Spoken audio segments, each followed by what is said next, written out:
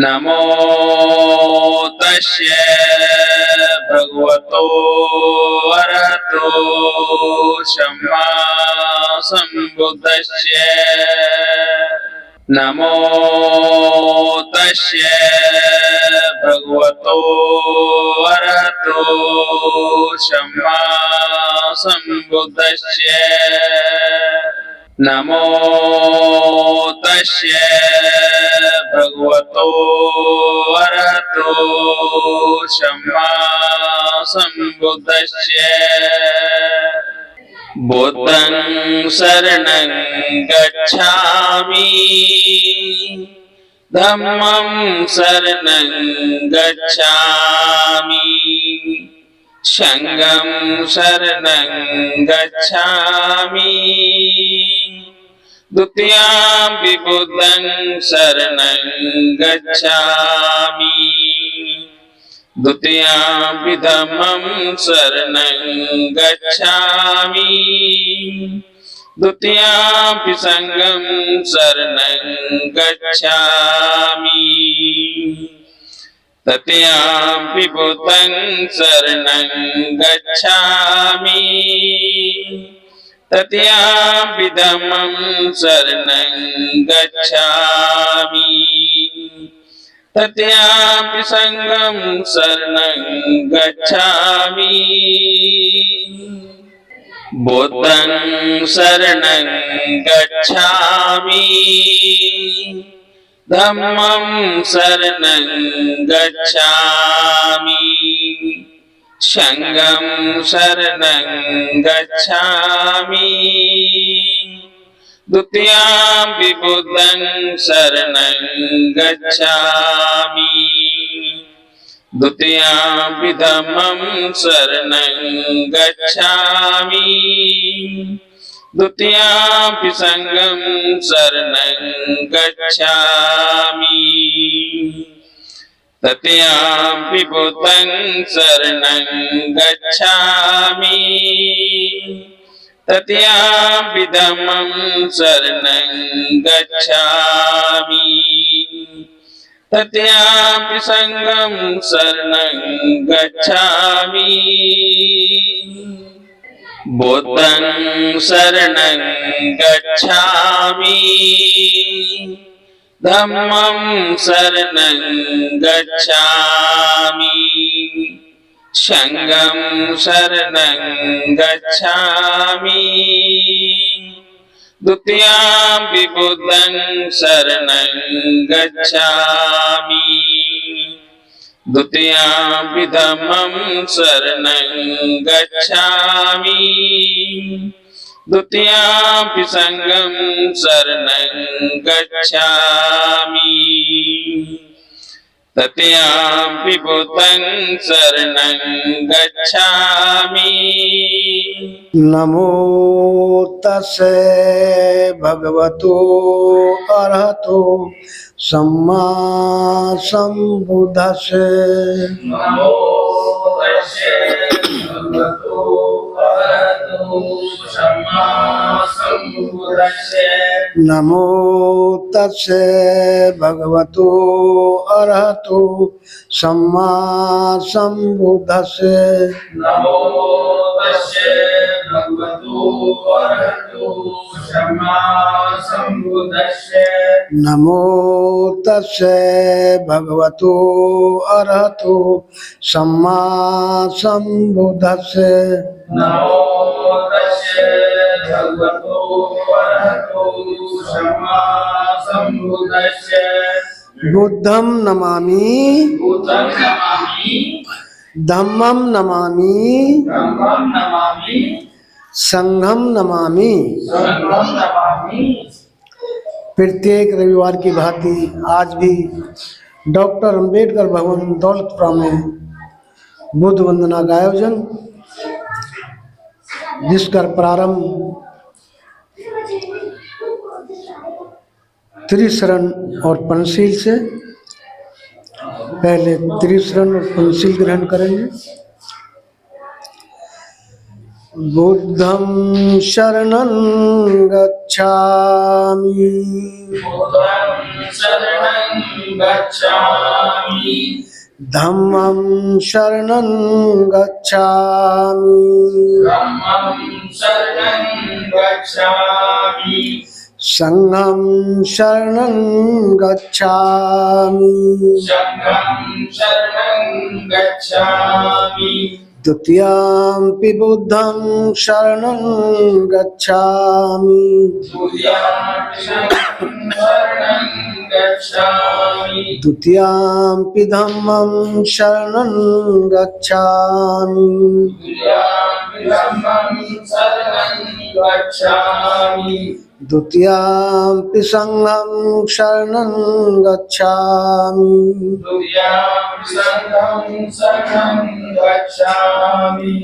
तृतीयंपि बुद्धं शरणं गच्छामि तुभ्यं बुद्धं शरणं गच्छामि तृतीयंपि धम्मं शरणं गच्छामि तुभ्यं संघं शरणं गच्छामि तृतीयंपि संघं शरणं गच्छामि तुभ्यं संघं शरणं गच्छामि अब पंचशील प्राणातिपाता वेरमणि शिक्षापदं समादयामि पाणातिपाता वीरमणि शिखापदं समादयामि आदिन्नदाना वेरमणि शिक्षापदं समादयामि आदिन्नदाना वीरमणि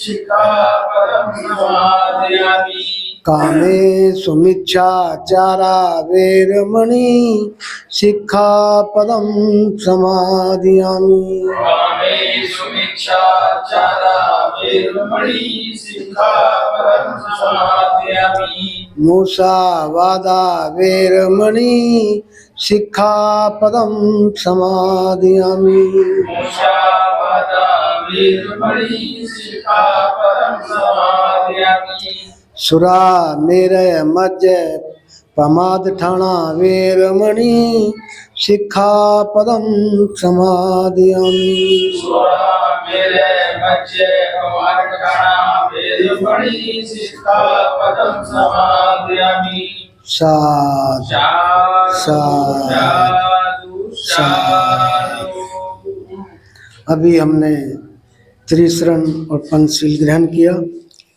अब त्रिरत्न वंदना, बुद्ध वंदना, धम्म वंदना, संघ वंदना हमारे धम्मोपासक श्रद्धे बाबूलाल गौतम जी। समन्ता चक्का वाले सो बुद्ध कथम सुनम। भगवान गौतम बुद्ध की जहां बुद्ध कथा, बुद्ध वंदना, भगवान गौतम बुद्ध के द्वारा बताए गए रास्ते को कब वंदन किया जाता है तो वहां सभी से अपील की जाती है कि सभी लोग धर्म की बात सुने। समन्ता चक्का वाले सो उपासकों के लिए तो सर्वप्रथम बोलेंगे हमारे जो देवता और मसीहा हैं उनको जो संबोधन करते हैं सभी बोलेंगे नमो बुद्धाय जय भीम, नमो बुद्धाय जय भीम, नमो बुद्धाय जय भीम। अभी सभी भगवान गौतम बुद्ध बाबा साहब को सर झुका करके नमन करेंगे। तो हमारे यहाँ जिसको पंचांग प्रणाम बोलते हैं, जैसी स्थिति में बैठना चाहें बैठ सकते हैं। तो सर झुकाना हमारे देवता मर्षों के लिए बहुत। बोलो बुद्धं नमामि, धम्मं नमामि, संघं नमामि, नमो तस्से भगवतो अरहतो सम्मा संबुद्धस्से, नमो तस्से भगवतो अरहतो सम्मा सम्बुद्धस्य नमो तस्से भगवतो अरहतो सम्मा सम्बुद्धस्य नमो तस्यै भगवतो अरहतो सम्मा सम्बुद्धस्य नमो तस्से भगवतो अरहतो सम्मा सम्बुद्धस्य नमो तस्यै भगवतो अरहतो सम्मा सम्बुद्धस्य भगवान गौतम बुद्ध को नमन। यही स्तुति भगवान गौतम बुद्ध के सम्मान में सादर के साथ उनको नमन करते हैं। अभी आप लोगों ने सेठ जी ने आपको त्रिशरण बुद्ध धम्म संघ की शरण में जो शरण है तो उसमें गए और अब उसके बाद में त्रिरत्न बनना, ये बुद्ध धम्म संघ की उनका बंधन, बुद्ध बनना।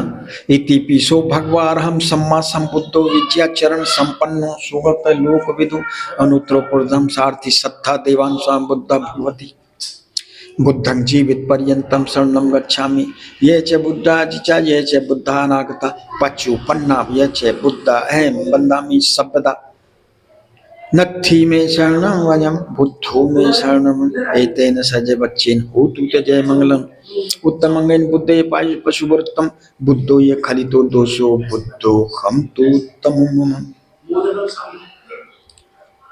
यम किचनिम रत्न लोक दिव्यता देवता पथु रत्नम नत्मा सत्मी सत्य सोति भवन्तु मे यो सन्नी सन्नो वर्मोदि वाला मैति विजेता संबोधि मागच्छ अनंत काल लोकोत्तम प्रणमामि बुद्धं नमामि।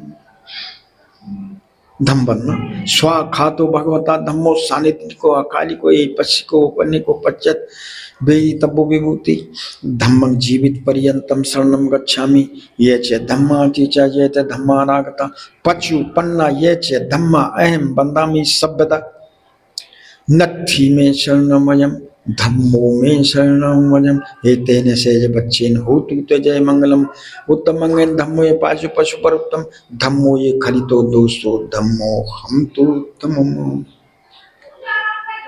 संग बनना सुपट्टी पन्नो भगवतो सावक संगो उजपट्टी पन्नो भगवतो सावक संगो न्यायपट्टी पन्नो भगवतो सावक संगो सामिची पट्टी पन्नो भगवतो सावक संगो यदि दंग चत्तारी पुरुष युगानी अठ पुरुष पुगला ऐस भगवतो सावक संगो आहुनेयो पाहुनेयो दक्षिणेयो अंजलि करणियो नित्रो पूयं खेतम लोक शक्ति संघं जीवित पर्यंतम शरणम गच्छामि ये च संगातीता ये च संगानागता पचुपन्ना ये च संगा अहम बंदामि सब्बदा नत्थी में शरणम वयम संघो में शरणम एतेन सज्जे बच्चेन होतु ते जय मंगलम उत्तमंगन संगो ये पाशु पशु बरुत्तम संगो ये खरितो दोषो संगो कम तो उत्तमम। ईमाय धम्माय धम्मा धन पटी पत्तियां बुद्धं पूजेमि ईमाय धम्मा धन पटी पत्तियां धम्मं पूजेमि ईमाय धम्माय धन पटी पत्तियां संघं पूजेमि भवतु सब मंगल रखंतु सब देवता सब बुद्धानि सोति भवन्तु मे भवतु सब मंगल रखंतु सब देवता रखंतु सब धम्मानि भूसोति भवन्तु मे भवतु सब मंगल रखंतु सब देवता संग अनुसोति भवन्तु मे। बोलो साधु साधु साधु।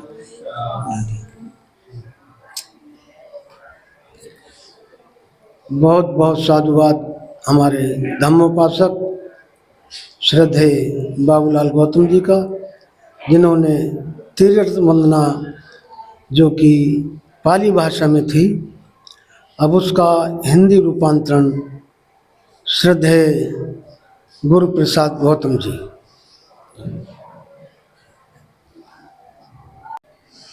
वह भगवान पूर्व बुद्धों की तरह सबके पूज्य सर्वश्रेष्ठ ज्ञान के दाता सभी सद्विद्याओं और उनके आचरण से युक्त सुंदर गति देने वाले लोक लोकांतर के रहस्यों को जानने वाले सर्वश्रेष्ठ महापुरुष हैं। अद्वितीय सारथी की भांति राग द्वेष और मोह में फंसे हुए मानव को ठीक रास्ते पर लाने वाले, देवताओं और मनुष्यों को शिक्षक स्वयं बोध स्वरूप और दूसरों को बोध कराने वाले, सर्वश्रेष्ठ, चित्त परिशुद्ध से युक्त तथा सभी कलेशों से मुक्त सबके पूज्य हैं। मैं जीवन भर पर्यंत बुद्ध की शरण जाता हूँ। मैं भूतकाल, वर्तमान काल व भविष्य काल में जितने भी बुद्ध हैं होंगे, मैं उन सबकी सदा वंदना करता हूँ। मेरी दूसरी कोई शरण नहीं है, केवल बुद्ध ही उत्तम शरण है। इस सत्य वचन से मेरा जय मंगल हो। और संपूर्ण दोष और मर से रहित भगवान बुद्ध हैं। मैं उनकी पवित्र पद धूलि की नतमस्तक होकर वंदना करता हूँ। यदि अज्ञानवश बुद्ध के प्रति कोई दोष हो गया हो तो बुद्ध उनको क्षमा करें। संसार में जितने भी रत्न विद्वान हैं उनसे बुद्ध के समान कोई रत्न नहीं है। अतः मेरा कल्याण हो। बौद्ध सत्व के नीचे बैठकर जिन्होंने कामदेव की असंख्य सेना को हराया और ज्ञान प्राप्त करके बुद्धत्व लाभ किया, मैं ऐसे उत्तम बुद्ध को प्रणाम करता हूँ।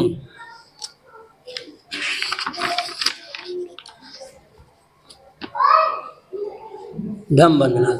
भगवान बुद्ध ने अनुभव की कसौटी पर कसकर सुंदर ढंग से धम्म का वर्णन किया। यह धम्म देखने और परखने योग्य है। सभी देशों में व समस्याओं में आचरण करने योग्य है। यह धम्म निर्वाण तक पहुंचाने वाला है। आओ इसे देखें और परखें। यह धम्म विद्वान लोगों का द्वारा स्वयं अनुभव करने योग्य है। मैं जीवन भर पर्यंत धम्म की शरण जाता हूँ। मैं भूतकाल, भविष्यकाल व वर्तमान काल के बुद्धों द्वारा उपदिष्ट धम्मों की सदा वंदना करता हूँ। मेरी दूसरी कोई शरण नहीं है, केवल धम्म ही उत्तम शरण है। इस सत्य वचन द्वारा मेरा जय मंगल हो। मैं व्यवहार और परमार्थ के लिए श्रेष्ठ धर्म की नतमस्तक होकर वंदना करता हूँ। यदि अज्ञानवश मुझसे कोई दोष हो गया हो तो धर्म मुझे क्षमा करे। संसार में जितने भी रत्न विद्यमान हैं, धर्म रत्न के समान कोई दूसरा रत्न नहीं है। इस सत्य वचन से मेरा कल्याण हो। 8 अंगों वाला यह धम्म मानव के लिए श्रेष्ठ और आचरणीय है। ऐसे मोक्षदायी धम्म को मैं प्रणाम करता हूँ। संग वंदना। भगवान का श्रावक संग सुमार्ग पर चलने वाला है, सीधे मार्ग पर चलने वाला है, न्याय, सत्य, ज्ञान के मार्ग पर चलने वाला है तथा सोच विचार कर उचित मार्ग पर चलने वाला है। यह संग 4 युगलों और 8 पुरुष युगलों से युक्त है। यह आमंत्रित करने योग्य है, पाहुन अतिथि बनाने योग्य है, दान देने योग्य है और हाथ जोड़कर वंदना करने योग्य है। ऐसा संग लोक के लिए सर्वोत्तम पुण्य क्षेत्र है। मैं जीवन पर्यंत ऐसे संग की शरण जाता हूँ जो भूतकाल, भविष्यकाल और वर्तमान काल में जो बुद्ध शिष्य संग है, मैं उन सबकी वंदना करता हूँ। मेरी दूसरी कोई शरण नहीं है, केवल संग ही मेरी उत्तम शरण है। इस सत्य वचन से मेरा जय मंगल कल्याण हो। मैं मन, वाणी और कर्म से पवित्र संग की नतमस्तक होकर वंदना करता हूँ। यदि अज्ञानवश संग के प्रति मुझसे कोई दोष हुआ हो तो संग उसको क्षमा करे। संसार में जो भी रत्न विद्वान है, संग के समान कोई भी रत्न नहीं है। अतः मेरा कल्याण हो। संग विशुद्ध दक्षिणा देने योग्य है। अनेक प्रकार के गुणों से युक्त संग को मैं प्रणाम करता हूँ। साधु साधु।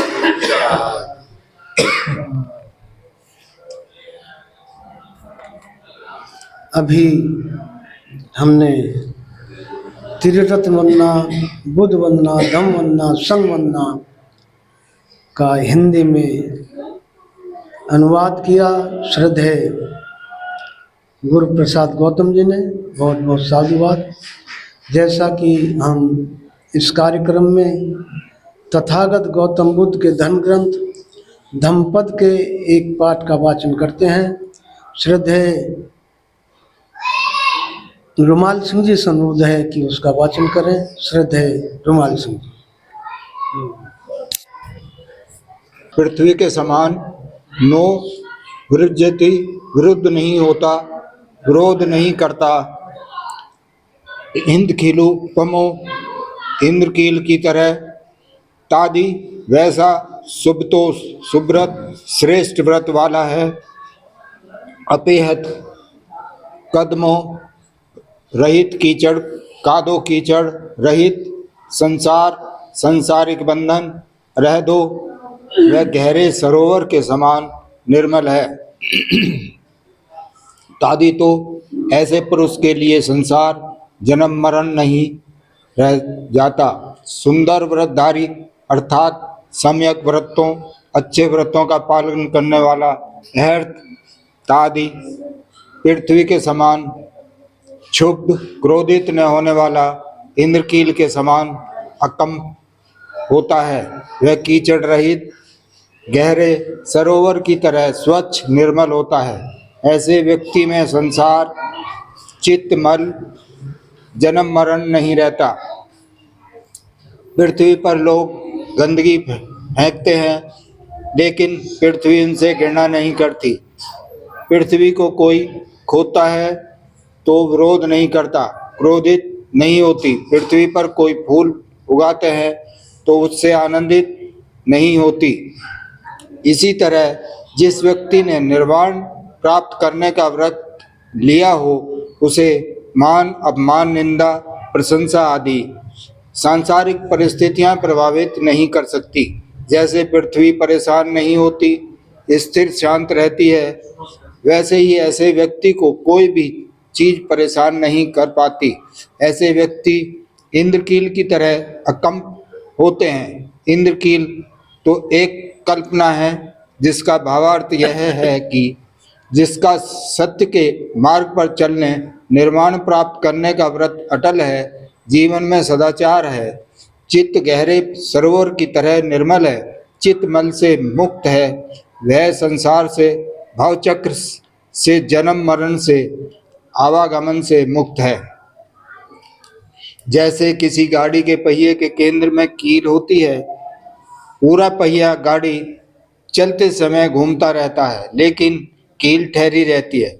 ऐसे ही जीवन की गाड़ी चलती रहती है, लेकिन ऐसे व्यक्ति का चित्त स्थिर और आकर्षित रहता है, क्योंकि सारी इच्छाएं तृप्त हो चुकी होती है, कोई चाह बाकी नहीं रहती है। ऐसे व्यक्ति के अंदर संसार नहीं रहता, अर्थात सांसारिक मल नहीं रहता।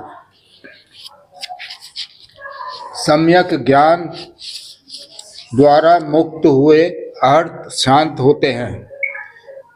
कौशाम्बी के तीर्थ स्थिवर की कथा।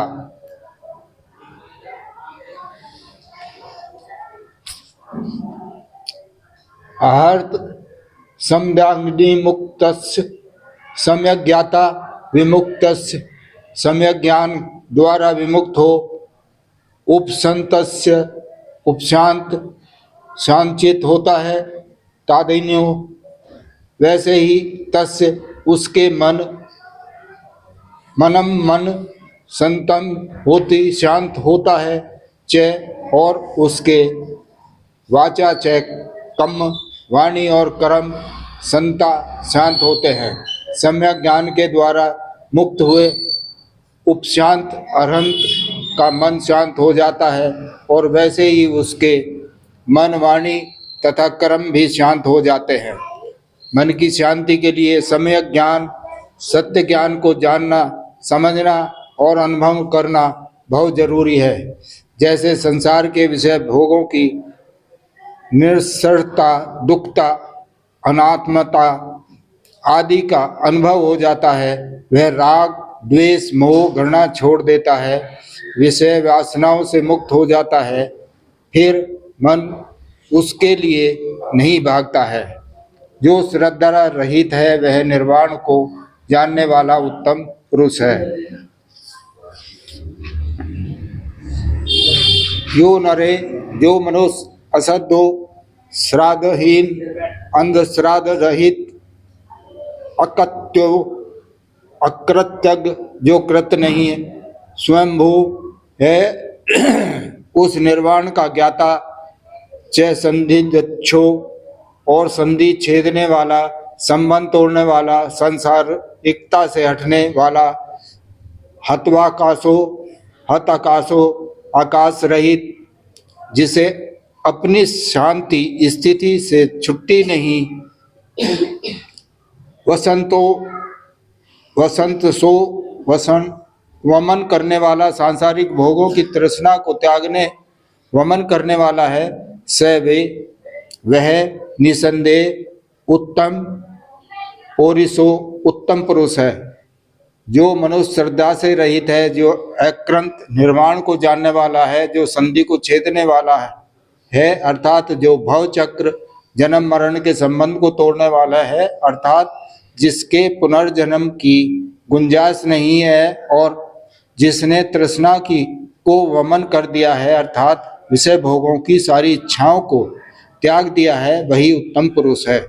जो श्रद्धालु नहीं है वह उत्तम पुरुष है।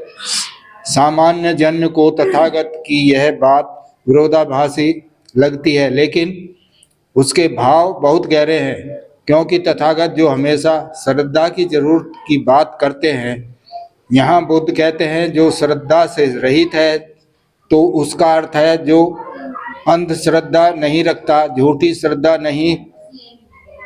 नहीं हो, मान्यताओं, विश्वासों, शास्त्रों, काल्पनिक शक्तियों के भय से पैदा होने वाली श्रद्धा से रहित हो, बल्कि सत्य मार्ग पर चलते हुए स्वयं के अनुभव से जानी हुई श्रद्धा हो, स्वयं पर भरोसा हो, स्वयं के अंदर श्रद्धा हो। तथागत ने हमेशा श्रद्धा ही सिखाई है, लेकिन उन्होंने सम्यक श्रद्धा सिखाई जिसमें अंधश्रद्धा तथा नामो निशान नहीं होता।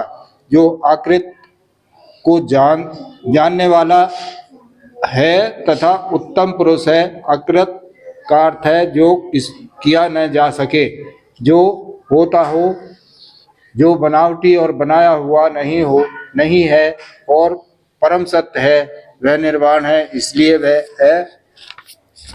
कृत्य है। और जो उसको जानने वाला है, उसमें रमता है, वह अकृत है। अकृत निर्वाण का ज्ञाता है, जानकर है। ऐसे व्यक्ति उत्तम पुरुष है, महापुरुष है। इस संसार में सब किया जा सकता है, सिर्फ ध्यान समाधि और निर्वाण को किया नहीं जा सकता। बनाया या पाया नहीं जा सकता। वह मनुष्य के करने के बाहर की बात है, अकृत है। अकृत का अर्थ है करने के बाहर, अर्थात अपने आप होता है, लेकिन इसका अर्थ प्रमाद है, जो संधि को छेदने वाला है। संधि का अर्थ है जोड़, कड़ी, मेल, संबंध। संसार के विषय भोगों से चित्त से संबंध को तोड़ने वाला है, संचार चक्र के बंधनों को तोड़ने वाला है, जिसको अब संसार में आने की आवश्यकता नहीं है, वापस आने का कोई कारण ही नहीं बचा। मैं और मेरा का मोह मिट गया है, वह उत्तम पुरुष है। जो आकाश रहित है, अर्थात जिसे शांति, परम सुख, निर्वाण में रमने के अलावा दुखदायी विषयों में रमने का अवकाश ही नहीं है, फुर्सत ही नहीं है, वह उत्तम पुरुष है। जो और जिसने तृष्णा को वमन कर दिया है, वही उत्तम पुरुष है। वमन का अर्थ है उल्टी करना, पेट में गए भोजन को मुंह से बाहर निकालना। जो व्यक्ति उल्टी करता है वह स्वयं उसे देखकर घृणा करता है, देखना भी नहीं चाहता, बल्कि उसे चाव से तृप्त होकर उस भोजन का आनंद लिया था। उसी प्रकार प्रज्ञावान समझदार व्यक्ति इंद्रियों, विषयों के सुखों का वमन कर देते हैं, उनकी और फिर से देखते भी नहीं है। विषय भोगों का वमन करने वाला ऐसा व्यक्ति उत्तम पुरुष है। साधु साधु साधु।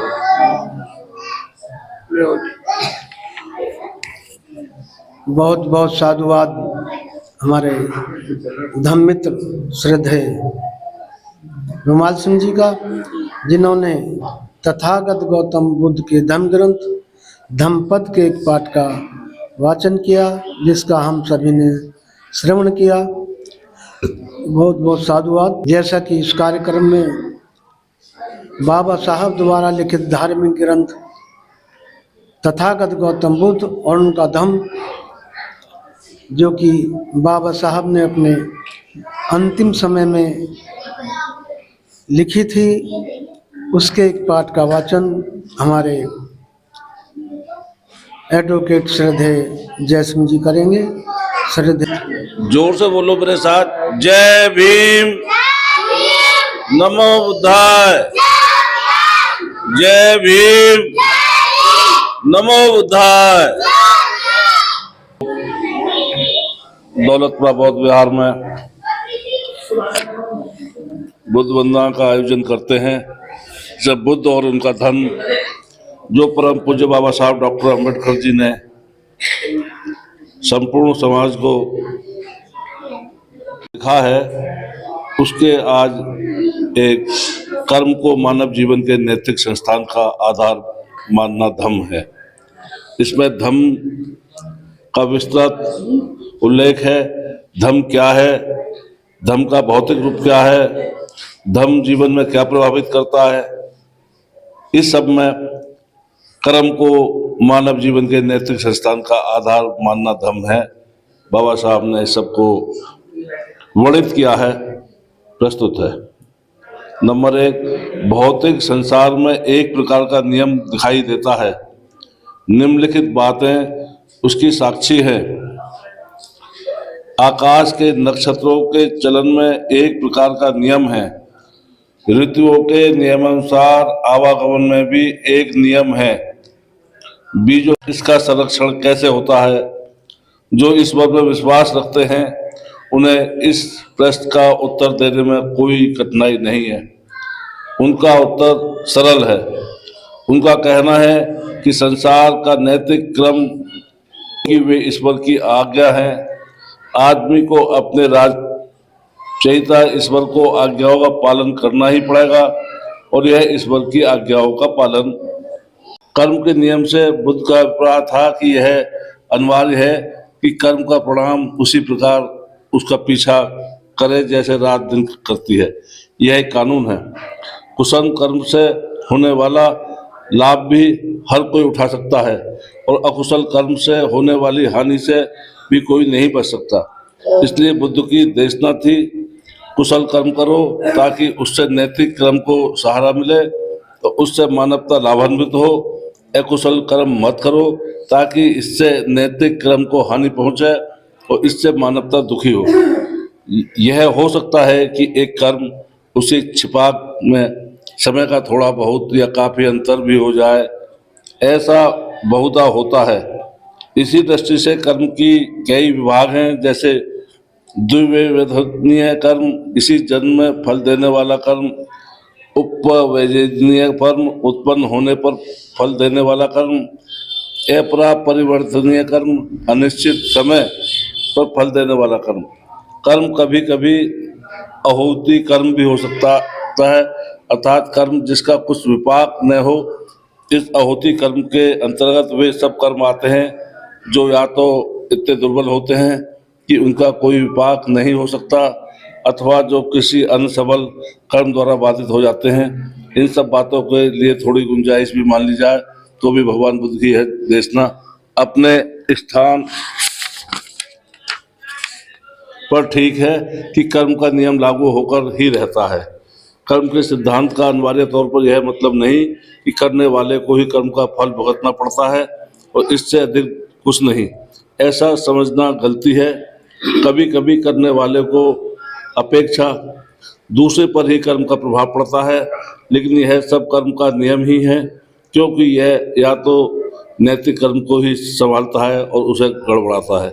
व्यक्ति आते रहते हैं, व्यक्ति जाते रहते हैं, लेकिन विश्व का नैतिक कर्म बना रहता है। उसके साथ वह कर्म नियम भी जो इसे बनाए रखता है। यही कारण है कि बुद्ध के धर्म में नैतिकता को वह स्थान प्राप्त है जो अन्य धर्मों में इस बिल्कुल है। इसलिए इस प्रश्न का कि विश्व का नैतिक क्रम कैसे बना रहता है, बुद्ध ने जो उत्तर दिया है वह इतना सरल और इतना पक्का है। इतना होने पर भी इसका अच्छा अर्थ बहुत स्पष्ट नहीं होता, प्राय ही नहीं बल्कि लगभग हमेशा यह तो अच्छी तरह से समझ नहीं जाता या गलत तौर पर बयान किया जाता है अथवा इसकी गलत व्याख्या की जाती है। बहुत से लोग इस बात को समझते प्रतीत नहीं होते कि कर्म के नियम का सिद्धांत इस प्रश्न का उत्तर है कि विश्व का नैतिक क्रम कैसे बना रहता है। लेकिन बुद्ध के कर्म के नियम के सिद्धांत का यही प्रयोजन है। कर्म के नियम का संबंध केवल विश्व के नैतिक क्रम से प्रश्न है। इससे व्यक्ति विशेष के धनी निर्धन होने व भगवान अभगवान होने से कुछ नहीं लेना देना। इस केवल विश्व के नैतिक क्रम के बने रहने से सरोकार है। इसी कारण से कर्म का नियम धर्म का एक महत्वपूर्ण अंग है। परम पूज्य बाबा साहब डॉक्टर अम्बेडकर जी ने भारतीय संविधान में भी नीति निर्देशक तत्वों और अधिकार कर्तव्यों में इस सब का वर्णन किया है। मान लो भारतीय जो कानून व्यवस्था है भारतीय संविधान से चलती है, तो जहां हम लोग कुछ सुविधाएं भोग करते हैं उसके बदले हमारा कर्म भी है और कर्म हम सही करते रहेंगे। जो हमारे कर्म है वो दूसरों के अधिकार हैं और जो दूसरों के अधिकार हैं वो हमारे कर्म हैं। उदाहरण के लिए हमारा कर्म सड़क पर सही चलना है। यदि हम सही नियमानुसार चलेंगे तो निश्चित रूप से दूसरों को परेशानी नहीं होगी। यदि हम अपना कर्म तोड़ेंगे तो व्यवधान आएगा। व्यवधान का मतलब कोई भी बैड हैपेंड हो सकती हैं, दूसरे के अधिकारों में हनन हो सकता है, तो समस्याएं बढ़ सकती हैं। जिस तरह हमारा नैतिक कर्म है अपने जीवन को जीना, जो हमारी पंचशील त्रिषण है, इस सब में भी इस सब को प्रधान कहा गया है। कर्म ही जीवन में सब कुछ है। हमें अपने कर्मों के द्वारा ही, चाहे मेडिटेशन है, विपश्यना है, साधना है, उसमें कर्म के द्वारा ही आनापान सांस लेने की विधि से सिर से पैर, पैर से सिर, शरीर के प्रत्येक इंद्री को अपने कंट्रोल में लिया जा सकता है। उदाहरण के लिए यदि कर्म के द्वारा हम किसी को गाली देंगे या बुरा कहेंगे तो निश्चित रूप से वो भी हमें उसका प्रत्युत्तर देंगे, तो इससे व्यवस्था बिगड़ेगी। यदि हम अपने कर्मों के द्वारा दूसरों को लाभ पहुंचाएंगे तो उस लाभ से लाभान्वित होकर निश्चित रूप से हमारा कल्याण होगा। हमारा कल्याण होगा तो समाज का कल्याण होगा। और चाहे समाज है, राष्ट्र है, राज्य है, चाहे विश्व है, ये कर्म पर ही निर्धारित है। आज कर्म के ऊपर जो बड़ी बड़ी मल्टी कंपनियां हैं वो कर्म के द्वारा अपने को अधिक धन संचय करके भी अपना विकास कर रही हैं। यदि वो कर्म ना करें तो उनकी पूंजी वहीं रह जाएगी। तो पूंजी का कर्म से सीधा सिद्धांत है। कर्म के बिना चाहे हम दुकान करते हैं, चाहे हम रोजगार करते हैं, या हम सरकारी नौकरी भी करते हैं, यदि वहाँ कर्म नहीं करेंगे तो हमें वहाँ से उपार्जन नहीं होगा, धन नहीं मिलेगा, परिवार नहीं चलेगा, बच्चों की शिक्षा नहीं होगी। तो कर्म प्रधान है, ऐसा परम पूज्य बाबा साहब ने तथागत गौतम बुद्ध के जो धम्म और उनकी धम्मदेशना का आज वर्णन हुआ है। सभी लोग कर्म में रुचि रखते हुए कर्म को करते रहें, इसी में सबका कल्याण है। सभी का साधुवाद है। सभी को पुनः पुनः साधुवाद, धन्यवाद। सबका कल्याण हो, सबका कल्याण हो। बाबा साहब द्वारा लिखित बुद्ध और उनका धम्म, जो श्रद्धेय हमारे वरिष्ठ अधिवक्ता जी जय सिंह जी ने उसमें जो बाबा साहब ने लिखा उसका वाचन किया और आपने उसको ग्रहण किया। बहुत बहुत बहुत बहुत धन्यवाद। बहुत बहुत बुद्ध वंदना में जाते हैं वो जो डॉक्यूमेंट्री प्रूफ किताबों पर आधारित है और उसमें संकलित है, एक एक बात सच्ची होती है। तो बाबा साहब भीमराव अंबेडकर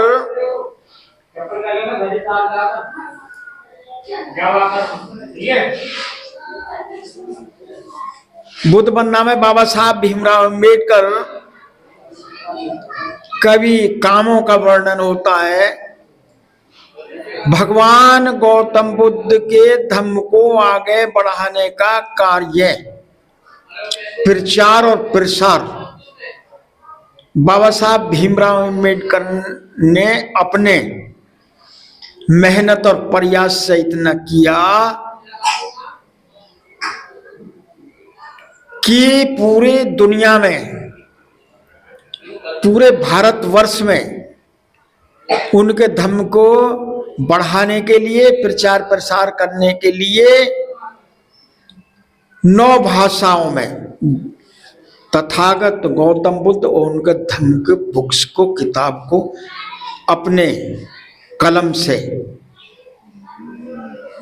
लिख करके और 9 भाषाओं में उसको ट्रांसलेट करके, अनुवाद करके सब देशों में बंटवा दिया। इतना बड़ा कार्य बाबा साहब तो चले गए और अपने महा निर्माण से पूर्व ही इस कार्य को कर गए। तो उनका जो कार्य है बुद्ध वंदना में या सभी सज्जनों को या सब बच्चों को बताया जाता है, तो भगवान गौतम बुद्ध के धम्म को बढ़ाने का बाबा साहब ने कितना बड़ा कार्य किया। अब ब्रिटिश गवर्नमेंट खत्म हो गई, उसका समापन हो गया। 15 अगस्त 1947 को देश हमारा आजाद हो गया। तो ब्रिटिश गवर्नमेंट से छुटकारा पाने के लिए, उनके कानून को खत्म करने के लिए, भारतवर्ष में भी कानून को बनाने के लिए संविधान बनाने की चर्चा हुई और जिसमें निर्णय लिया गया कि जिसकी पहली बैठक 30 अगस्त 1947 को, तो जिसमें 7 मेंबर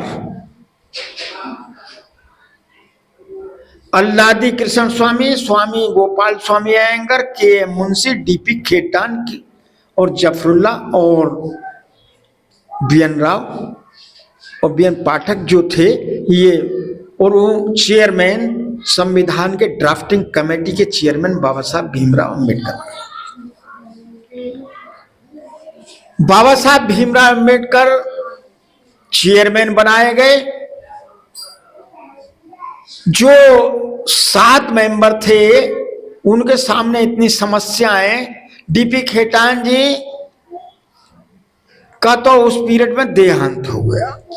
बीएन राव के बच्चे विदेश में थे, वो विदेश चले गए, ज्यादा अधिकतर विदेशों में रहते थे। के मुंशी अपने झगड़े के कारण ये अपने घर वाले में ही रहे। और ये कृष्ण स्वामी अयंगर वो केरल के थे, 70 साल के, तो बड़ा जफरुल्ला बाबा साहब के साथ रहते थे। उन्होंने कह दिया कि मैं तो डॉक्टर साहब आपके साथ रहूंगा, आप जो भी कार्य बताएंगे वो करेंगे। तो बाबा साहब भीमराव अम्बेडकर ने सब जो थे इनको दूसरे देशों के कॉन्स्टिट्यूशन, संविधान पढ़ने के लिए जो बन गए थे उनको दिया। तो ये बात मैं आपको इसलिए बता रहा हूं कि बाबा साहब के कंधों पर, बाबा साहब के मेहनत और प्रयास से कितना बड़ा कार्य बाबा साहब ने मेहनत और प्रयास से किया। रात दिन लग 40 इसमें बैठक हुई, 141 दिन ये इसका कार्य हुआ, जिसमें 296 जो हमारे जो उस समय प्रतिनिधि थे लोकसभा के वो थे, और जो बाद में वो उसमें उपस्थित थे 200 निवासी। 25 अक्टूबर 25 जो बाबा साहब ने संविधान जो बना करके 2 साल 11 में 18 दिन में दिया, तो जो पहला जो 26 नवंबर को 1949 को जो सौंप दिया, तो 25 नवंबर 1949 को एक दिन पहले बाबा साहब का उस समय वक्तव्य हुआ, भाषण हुआ, सब बात बताई गई। तो कुछ लोगों ने ये कहा कि इसमें ज्यादा समय लगा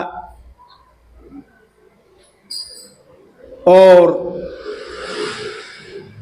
खर्चा ज्यादा हुआ। तो बाबा साहब ने उस बात को क्लियर किया कि बाबा साहब ने ये कहा कि दूसरे देशों को भी तो देखिए। ऑस्ट्रेलिया का कॉन्स्टिट्यूशन संविधान सन 1851 में शुरू हुआ और 90 में इफेक्टेड हुआ, तो 9 साल लगे। 7 साल दक्षिण अफ्रीका के उसको लगे, हालांकि 4 महीने अमेरिका को लगे, जिसमें कुछ कानूनन नियम ही नहीं थे। कुल उसमें जो 8-10 अनुसूची और कुछ थोड़ा सा था। तो कनाडा में भी कम से कम 1.5 साल लगा। तो बाबा साहब ने उन बातों का इसलिए जवाब दिया कि यहाँ पे कितनी प्रॉब्लम्स आई मेरे सामने। 7,443 संशोधन आए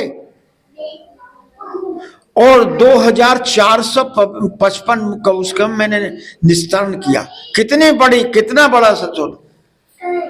और इसमें भारतवर्ष के अंतर्गत कितनी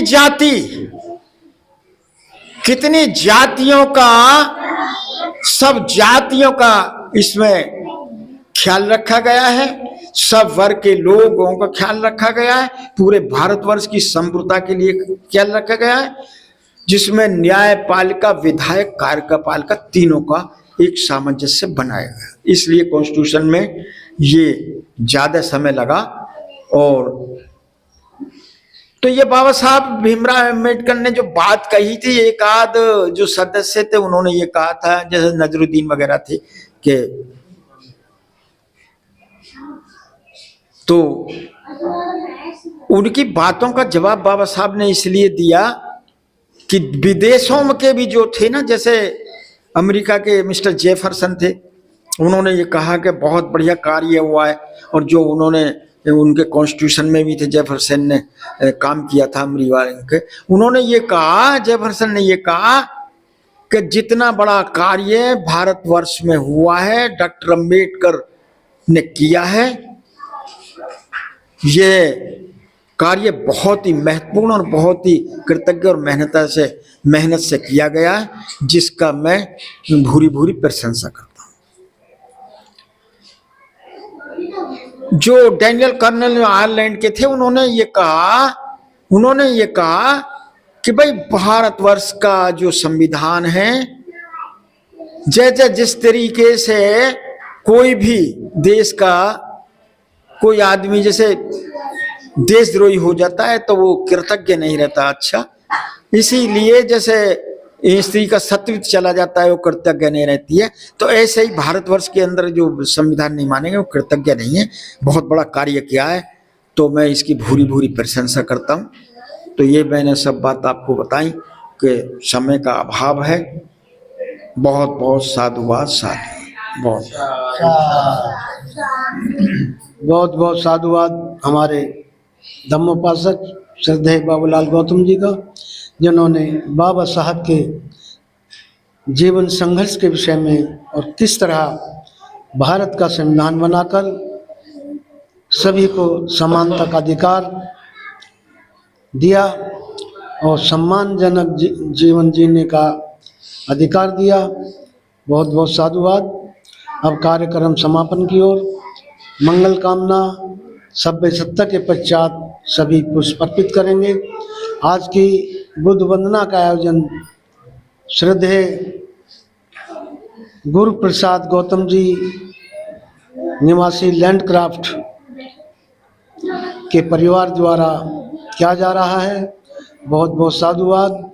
अगले रविवार 29 मार्च को बुद्ध वंदना का आयोजन वरिष्ठ समाज सेवी श्रद्धेय R.P. सिंह जी के परिवार द्वारा किया जाएगा।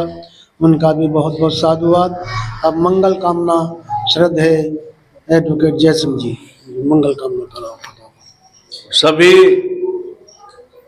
मेरा साथ देंगे। तथागत परम पूज्य बाबा साहब डॉक्टर अंबेडकर जी की तरफ सब हाथ जोड़कर मंगल कामनाओं में साथ दें। तेरा मंगल मेरा मंगल सबका मंगल होए रे।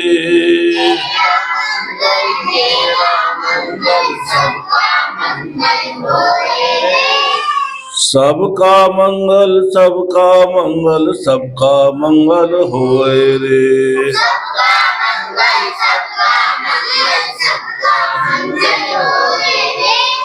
बुद्धं शरणं गच्छामि से सबका मंगल होए रे।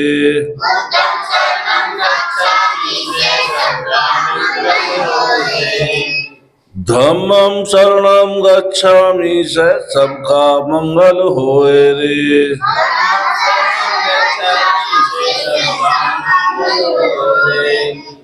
संघं शरणं गच्छामि से सबका मंगल होए रे।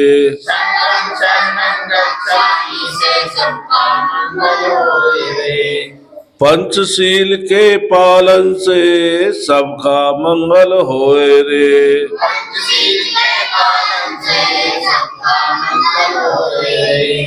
तेरा मंगल मेरा मंगल सबका मंगल होए रे।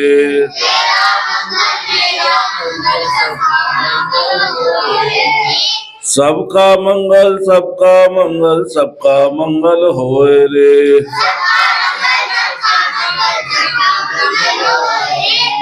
काम क्रोध मद लोभ मोह के त्यागन से सबका मंगल होए रे।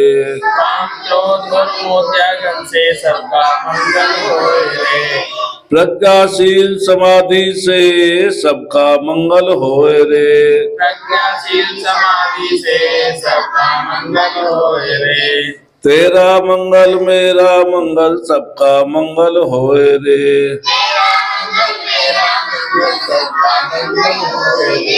माता पिता की सेवा से सबका मंगल होए रे।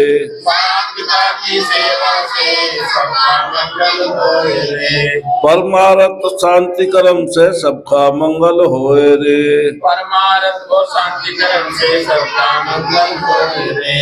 जल के प्राणी थल के प्राणी और गगन के सारे प्राणी। जल के प्राणी थल के प्राणी और गगन के सारे प्राणी। सबका मंगल होए रे। सबका मंगल होए रे। सबका मंगल होए रे। तेरा मंगल मेरा मंगल सबका मंगल होए रे। तेरा मंगल सबका मंगल होए रे।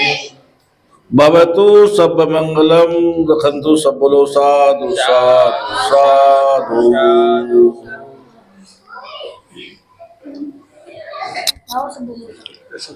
ये भी अभी हमने संपूर्ण जगत के कल्याण के लिए, सभी प्राणियों के कल्याण के लिए ये मंगल कामना।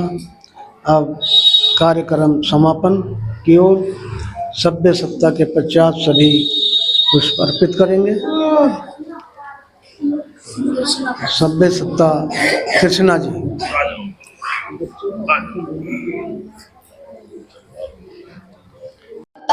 सुखी होन्तु सब्बे होन्तु चके बिनु सब्बे भद्राणि पश्यन्तु मा निंचित्तु मागमान। सब्बे सत्ता सुखी होन्तु सब्बे होन्तु चके बिनु सब्बे भद्राणि पश्यन्तु मा निंचित्तु मागमान। सब्बे सत्ता सुखी होन्तु सब्बे होन्तु चके बिनु सर्वे भद्राणि पश्यन्तु मा किञ्चित् आगमन्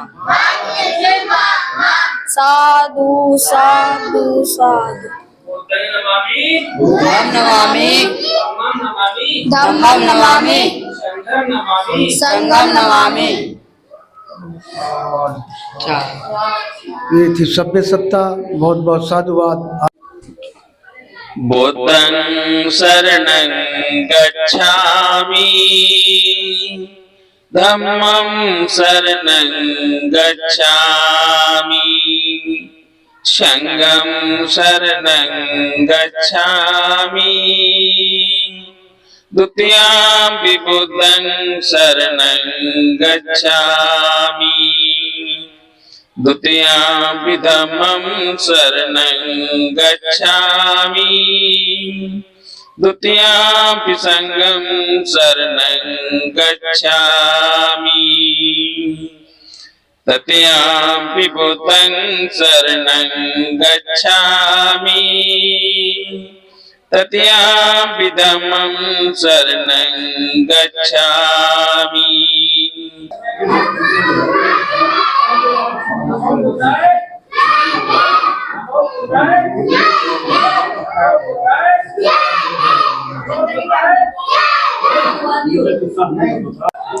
महाकारुण तथागत भगवान बुद्ध और भारत रत्न सम्मानित बाबा साहब डॉक्टर बी आर अम्बेडकर को नमन करते हुए आज हम बुद्ध वंदना में सभी सहयोगी के साथ सम्मिलित हुए हैं। बुद्ध वंदना हमारा एक धार्मिक आचरण का एक मार्ग है जिस पर हम चलने से हमें अपना सुमार्ग और कल्याणकारी मार्ग प्रशस्त होता है।